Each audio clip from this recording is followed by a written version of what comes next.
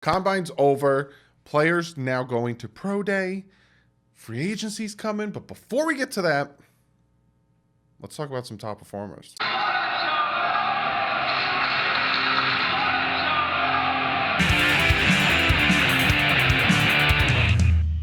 What is up, Fin fans? How's everyone doing? Yeah, maybe got some other fans in here, not Fin fans, checking this out. I'm going to be talking about the top performers from the Combine, being that today I'm recording this. It's a Sunday. You guys are seeing this. It is a Monday noontime. Hope you all enjoying a nice lunch. DBs just got done, so essentially Combine is pretty much done. Everyone's going to go get ready for their pro day, do their thing. NFL teams getting ready for free agency, which is happening March 2nd for you guys in 16 days. 16 days. In about 2 weeks, the tampering period opens. God, it's gonna be very interesting. If you haven't hit that subscribe button, be sure to hit that subscribe button. I got a lot planned for you guys. Just to give you guys a roundup of what I do have planned coming up in upcoming videos, I'm going to start talking about free agents, where they kind of fit, and I'm not even just talking about the Dolphins. I'm going to talk about the Dolphins, obviously, but I'm going to break down each position. First is going to be quarterback. That video is probably going to come out Wednesday. I'm going to talk about quarterbacks, where they go. So be sure to hit that subscribe button so you guys can see those videos. Before we jump into top performers, I have one guy that kind of disappointed me when it came to the Combine. So I got one bad performer, and I got some news on some other players. But before we jump into that, being that it's Monday, I'm going to talk about facts. We don't have trivia on Mondays. It's Tuesdays, Thursdays, and the weekend is trivia, and Monday, Wednesday, and Friday is facts. And this fact is undrafted rookie Matt Hawk, however you say it. I think it's Hack, Haack, Hawk, whatever. Averaged 44.5 yards on 83 punts for the Dolphins in 2017. Just to give you guys a little bit of an update, in 2018, he had 87 punts for 44.6 yards. And in 2019, this past year, 69 punts for 45.0 yards on average. It was not too bad. It's not too bad. He's a free agent, though. Just so you guys know, he is a free agent this upcoming offseason. Will they resign him or not? Who knows? So let's jump into some of the top performers from the Combine this weekend. Now, there's going to be some top performers that you guys like. There's going to be some top performers that you guys are like, hey, dog, what about this guy? This guy is a lot, right? I could talk for hours, right? But do you guys really want to sit there and listen to me talk for hours? Probably not. That's why I'm probably going to start a podcast so you can go do other things, have my stupid voice in the background. But I'm going to talk about some of the top performers that stuck out to me. You might have a difference of opinion. Some of these guys, they stuck out to me for obvious reasons. I'm like, hey, I'd like the Dolphins to add them. Pop out to me. So let's jump into this. And obviously, let's just start with, we talk about quarterbacks a lot. The Miami Dolphins, it depends if you like Rosen or not, kind of need a quarterback. We'll see what happens with Rosen. But let's talk about quarterbacks, right? I'd say some of the top performers when it came to quarterbacks, especially not only with the 40, because the 40, when it came with the quarterbacks, we didn't have any like Lamar Jacksons, any Kyler Murrays, any of those speedy type receiver quarterbacks out there. Jalen Hurts ran a 4.59, Herbert ran a 4.68, and Jordan Love ran a 4.74. If you guys want any comparison, Ryan Tannehill ran a 4.65. So Ryan Tannehill was faster than all of them, but Jalen Hurts. But other than that, when it came to the throwing aspect, when it came to, ball arcs, when it came to placement of the ball, again, you take it with a grain of sand. You can just more look at his technique, the footwork, but you're not really, the receivers aren't getting jammed to the line of scrimmage, and you don't have any rushers going at the quarterback, and he's not in pads. That's another thing. Pro day, I feel like they should wear pads, and then they should spring with a hose. But Jordan Love and Herbert had a very good Combine, especially Herbert. Had nice touch on his ball, showed his really good arm strength, showed that he can be accurate. Jordan Love and Herbert did have really good days. If you want me to say who didn't have a good day on his combine, I would have to throw Fromm in there. Kind of a little lackluster there. Didn't help his draft stock, which kind of was in the third roundish, third roundish. Might have now been in the third round altogether. But when it came to the quarterbacks, I kind of talked about the quarterbacks in my previous video. But when it came to their combine, I would say Herbert and Love probably did the best. But again, Tua didn't throw, and Joe Burrow didn't throw for obvious reasons. They think they're the best. They don't really need to show much, and they'll do it at their pro day. Now let's jump to running backs. Now, if real quick, wide receivers. We'll talk about wide receivers. Henry Ruggs III ran a 4.27, crazy quick. Behind him is Southern Miss Watkins, ran a 4.35, and then Baylor's Mims ran a 4.38. I'm not really going too in-depth with the wide receiver when it comes to combine performances, just because for me, the Miami Dolphins, could they take a wide receiver? 100%. The combine, this draft is deep with wide receiver. Can definitely grab one, move on from Albert Wilson, and try to get some other guy in there. But for me, when it comes to the draft and when it comes to breaking down my top prospects and the top performers, I want to see these guys that you were like, holy moly. Now, don't get me wrong. Ruggs 40, ridiculous. But talking about running back, Jonathan Taylor ran a 4.39, 226-pound running back. Now, don't get me wrong. I love me a speedy running back. I love me a Barry Sanders type running back that, he'll just take it to the house in one play, Kenyon Drake style. Now, he does. One of you guys told me, and I always listen to you guys, and I always greatly appreciate what you guys say. One of you guys on Twitter hit me up, told me, hey, I know you saw Jonathan Taylor's 40, and especially when it came to his body size, that 40 going with that, really great, really dynamic, kind of like a Saquon Barkley-esque. But what you guys said, hey, he has got a little bit of a fumbleitis issue. He's got a little bit of a fumblerooski issue. And for me, that's something that could be taught. That's something that you could be taught to cut it out, essentially. Tiki Barber, I said I think it was from like 97 for about 3 years. From about, I think 2000, 2003. Tiki Barber fumbled like crazy. And then Tom Coughlin, high and tight, all of a sudden his fumbles went down. That's something that can be taught. That's something that can be instilled.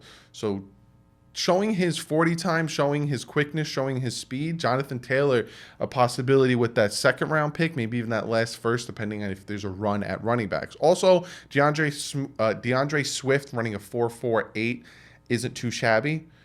Really great when I'm looking at running backs. Now let's jump to... I was going to save these guys for last, but I just can't save these guys for last. Offensive line. Miami Dolphins need offensive linemen desperately. And there's some guys that really popped out at me at offensive line. Tristan Wirfs is a guy that really popped out at me. Dolphins could definitely take him at 5. There's huge possibilities at 5 with a lot of these players starting to raise their stocks with their combine. He ran a 4.85. Now, you might think to yourself, that's not too fast.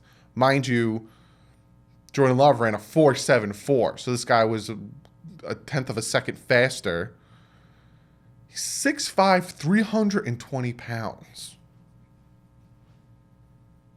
Jeez Louise, this man at guard would be ridiculous, absolutely ridiculous. He's got quick movement, he's agile, can pull on pitch plays, move on screens. 4.85, 40. For a 6'5", 320-pound man. Holy guacamole. Austin Jackson, he ran a 5.7, but he ran a 1.73 10-yard split. Essentially what they do is they measure your 40, but they take that 10 yards and they measure you there. And essentially why they're doing that is because, you get off your block and you move your guy. And then especially if there's a run and you have a gap, get up the field and make your block. 1.73, 10 yard. It ain't bad. 6'5", 322 pounds. Another guy who moves really well. He's a tackle. I don't know if the Dolphins will be able. They could probably get Jackson and Wirfs, 18, 5 and 18 if they don't go quarterback. And I know a lot of guys probably like go quarterback, but I'm saying that's a good combination there. Then Becton. I talked about Becton in my last video. 6'7", 357-pound offensive tackle. Heaviest. He was the heaviest guy at the combine. Ran a 5'10". A 5'10". The man is about 55 pounds heavier than Jackson, who ran a 5'7". He ran a 5'10". Are you kidding me right now? So when it comes to offensive tackle, and Wirfs potentially at 18 with the pick for guard, Miami Dolphins can do really well. I wouldn't even be upset if they took 2 offensive linemen in that first round, going with like a Wirfs at 18, maybe if a Wirfs at 5, you get a Jackson at 18. Have that combination. Will they both be there at those moments? We don't know, but I wouldn't be upset with that. Really wouldn't. But I know obviously we need a quarterback, but you could ride with Rosen. You never know. I'm not going to delve too much on that. Then we got linebackers. Now, there's one linebacker that I'm going to talk about. And this linebacker, you guys already know. Why am I doing the whole TV show, game show? We'll be right back after this to see if they won. No, man, it's Isaiah Simmons. Ran a 4.39 40 and a 39-inch vert. You would think to yourself, and then what else, Doug? Do I have to explain it? The man's a beast. He's a beast. And then you also have Sean Bradley, 4.5 40, agile, fast middle linebacker. Some great linebackers. And you got the safety Winfield, another speedy, great safety out there.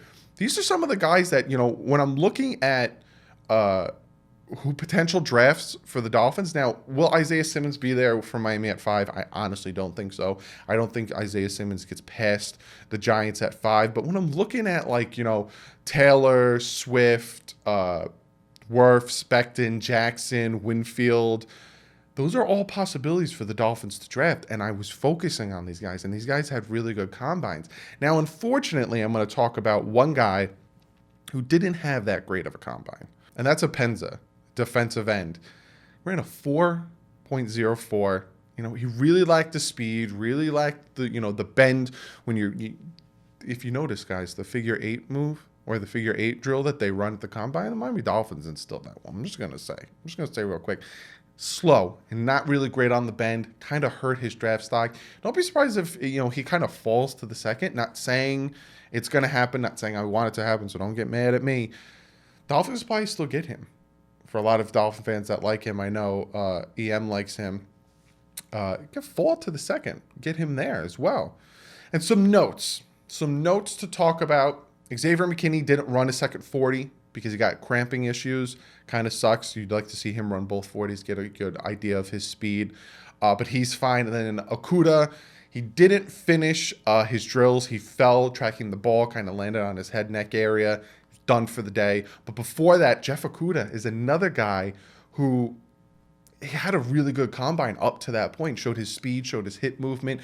Really, really great. There's a reason why this guy is going to go top 5. Now, talking about that, right? The top 5 picks. This draft is going to drastically change. It's going to really drastically change, especially after this combine. You might have more offensive linemen going before the Miami Dolphins.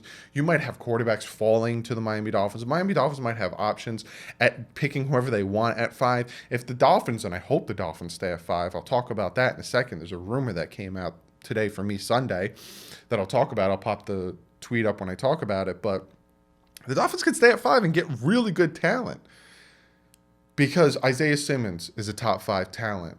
Wirfs, top 5 talent. Who else? Okudah, top 5 talent. Tua, top 5 talent. Joe Burrow, top 5 talent.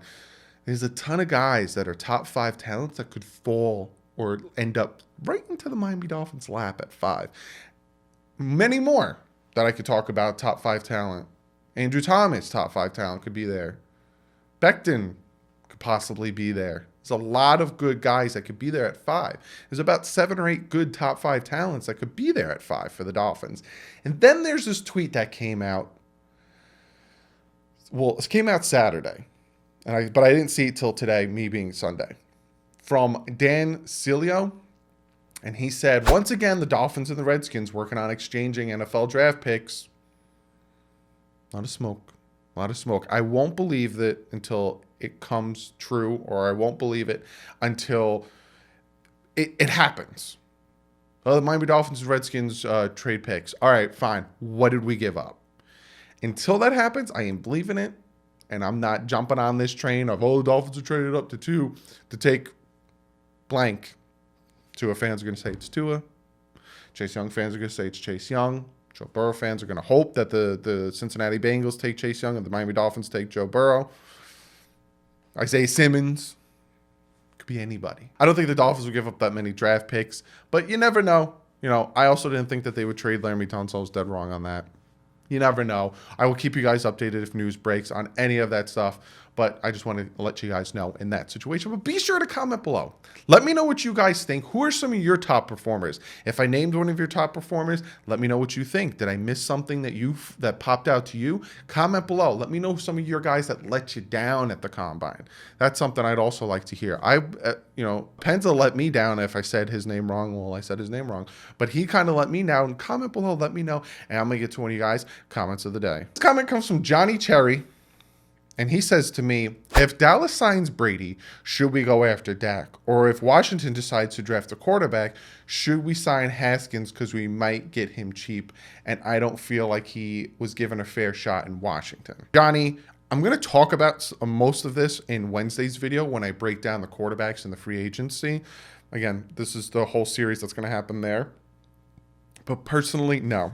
I'm not doing another Josh Rosen situation where a team drafts a quarterback, they get rid of the quarterback, hey, the Dolphins are going to jump on it. Especially because I didn't like Dwayne Haskins in the draft last year. And when the Dolphins didn't draft Dwayne Haskins and they went for Christian Wilkins, I was happy. And I'm still happy with the Christian Wilkins pick over Dwayne Haskins.